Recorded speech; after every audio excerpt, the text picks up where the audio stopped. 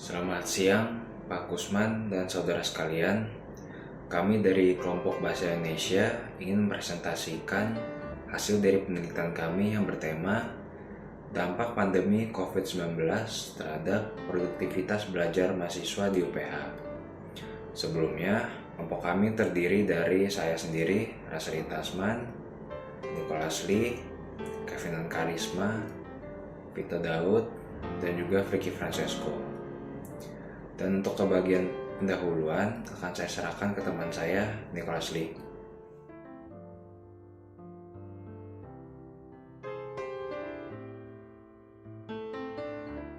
Semua negara di dunia ini sedang menghadapi pandemi COVID-19 ini. Berdasarkan data yang diberikan oleh WHO, virus corona adalah virus yang menyerang baik hewan maupun manusia. Virus corona ini biasanya mengakibatkan infeksi pada bagian pernafasan seperti flu, SARS, dan MERS. COVID-19 muncul pertama kalinya pada bulan Desember tahun 2019 di Tiongkok. Virus ini menyebabkan penyakit pernafasan seperti flu dan gejala batuk, demam, dan pada kasusnya yang terparah adalah kesulitan bernafas. Virus COVID-19 dapat tersebar dengan gampang dari manusia ke manusia yang lainnya dengan cara kontak fisik dan cairan yang keluar lewat mulut dan hidung. Orang lain yang menyentuh barang yang sudah terpapar COVID-19 ataupun bersalaman atau berkontak fisik dengan orang yang sudah positif COVID-19 memiliki kemungkinan besar untuk terinfeksi COVID-19. Sehingga banyak sekali aturan yang berhimbau untuk melakukan physical distancing dan self-quarantine. Karena munculnya situasi seperti corona ini, bidang pendidikan mencari alternatif yang dapat dipakai. Salah satu cara alternatif adalah online learning melalui Zoom ataupun Microsoft Teams. Murid-murid yang mengikuti meeting pada Zoom maupun Microsoft Teams dapat memilih untuk menyalakan atau mematikan fitur kamera pada kedua app tersebut. Banyak murid yang menjadi lebih malas untuk belajar ketimbang pada masa mereka masih bisa masuk ke sekolah. Pada bidang pendidikan, Menteri Pendidikan Nadiem Makarim menerapkan sistem pembelajaran jarak jauh atau yang lebih dikenal dengan sekolah secara online. Hal ini tentu saja berlaku pada seluruh universitas yang ada di Indonesia. Salah satunya adalah Universitas Pelita Harapan. Tentu saja hal ini merupakan hal yang baru bagi semua masyarakat, baik di dunia pekerjaan maupun pendidikan. Para mahasiswa harus dapat menyesuaikan diri dengan situasi dan metode pembelajarannya yang baru.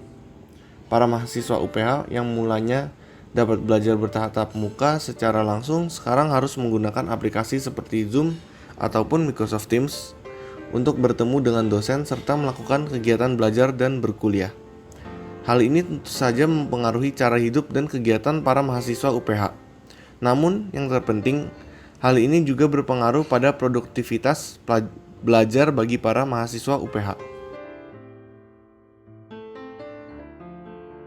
Penelitian. Untuk jenis metode penelitian ini, kami menggunakan pendekatan kuantitatif. Pendekatan ini mengandalkan survei pertanyaan. Alasan kami menggunakan pendekatan ini adalah untuk melakukan riset data terkait dengan pengaruh pandemi COVID-19 terhadap produktivitas belajar mahasiswa di Universitas Pelita Harapan. Untuk tipe penelitian ini, kami menggunakan metode survei, di mana metode ini bertujuan untuk mencari hubungan antara pandemi COVID-19 dengan tingkat produktivitas belajar mahasiswa yang ada di Universitas Pelita Harapan. Survei ini pun kami sebarkan kepada seluruh mahasiswa kelas B dari jurusan manajemen. Dan hasil survei data tersebut kami jadikan sebagai hasil untuk menilai produktivitas belajar mahasiswa yang ada di UPH selama pandemi COVID-19. Kami memberikan sekitar 9 pertanyaan yang terkait dengan tingkat produktivitas belajar mahasiswa pada saat pandemi COVID-19 ketika melakukan survei, seperti seberapa semangat mahasiswa dalam mengikuti kelas online di Universitas Pelita Harapan, seberapa sering mahasiswa absen dalam sebuah kelas, dan apakah mahasiswa selalu mengerjakan tugas yang diberikan oleh dosen. Dan untuk teknik pengumpulan data yang kami gunakan pada penelitian ini adalah kami menggunakan angket. Kenapa menggunakan angket? Karena dengan menggunakan angket, kami dapat mengumpulkan data dengan memberi pertanyaan secara tertulis dan dijawab secara tertulis juga. Dengan demikian, kami dapat mengumpulkan data dari mahasiswa secara lengkap dan terperinci mengenai jawaban mereka terhadap pertanyaan-pertanyaan yang kami berikan mengenai dampak dari pandemi COVID-19 terhadap tingkat produktivitas belajar mahasiswa di Universitas Pelita Harapan.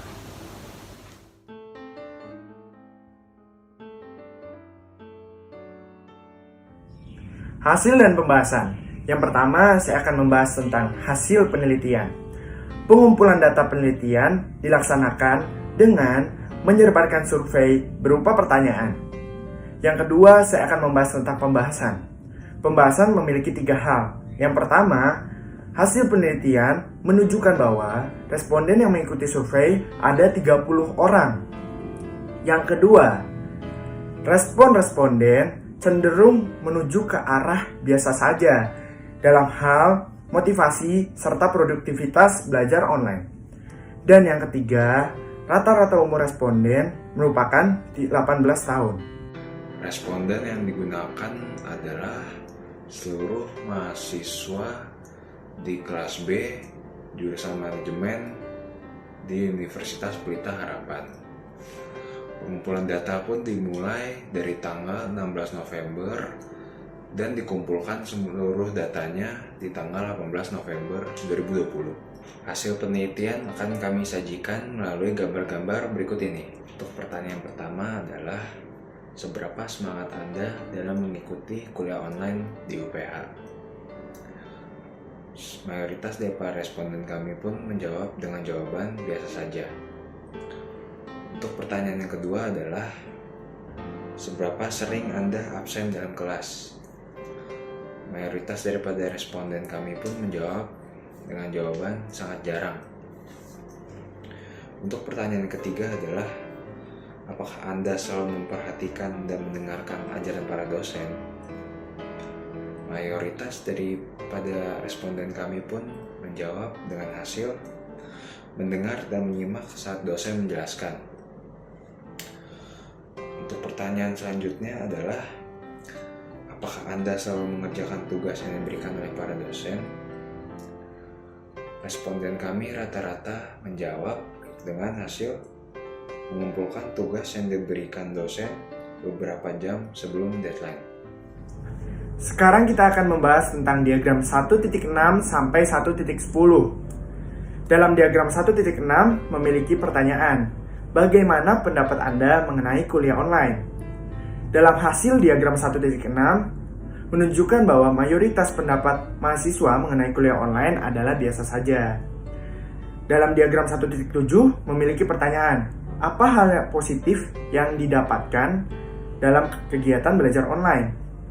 Dalam hasil diagram 1.7 menunjukkan hal-hal positif yang didapatkan saat belajar online. Dalam diagram 1.8 memiliki pertanyaan, apakah ada kekurangan atau kelemahan yang Anda dapatkan saat belajar online? Dan hasil diagram 1.8 menunjukkan kekurangan atau kelemahan saat belajar online. Dalam diagram 1.9 memiliki pertanyaan, apa Anda keberatan jika Anda harus berkuliah 5 hari dalam seminggu? Hasil diagram 1.9 menunjukkan bahwa frekuensi tertinggi mahasiswa biasa saja dalam kuliah online selama 5 hari dalam seminggu. Dalam diagram 1.10 memiliki pertanyaan, menurut Anda apakah sistem pembelajaran online di UPH sulit untuk dimengerti?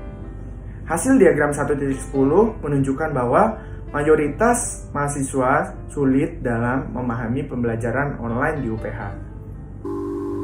Kesimpulannya adalah, dengan adanya pandemi corona, dunia pendidikan perlu beradaptasi, yaitu dengan melakukan kegiatan belajar jarak jauh atau dikenal dengan kegiatan belajar online. Kegiatan belajar online mempunyai hal positif dan negatif masing-masing. Hal positif dalam kegiatan belajar online yang pertama adalah mahasiswa menjadi lebih fokus dan memahami materi yang diberikan oleh dosen. Hal positif yang kedua adalah mahasiswa menjadi lebih fleksibel dalam belajar dan dapat belajar dalam suasana tenang dan mendukung. Selain hal positif, juga terdapat hal negatif dalam kegiatan belajar online. Hal negatif yang pertama adalah mahasiswa sulit menjadi aktif dalam kelas karena gangguan jaringan.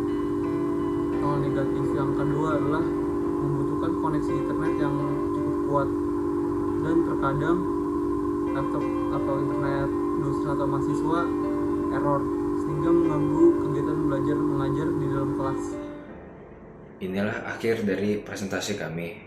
Kami ingin mengucapkan terima kasih kepada Bapak Kusman yang sudah mau mendengarkan dan menonton video presentasi ini. Kami juga mengucapkan terima kasih kepada saudara sekalian yang mau mendengar dan menonton video presentasi ini.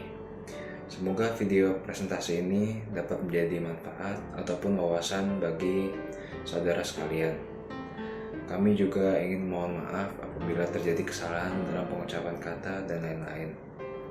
Sekian dan terima kasih.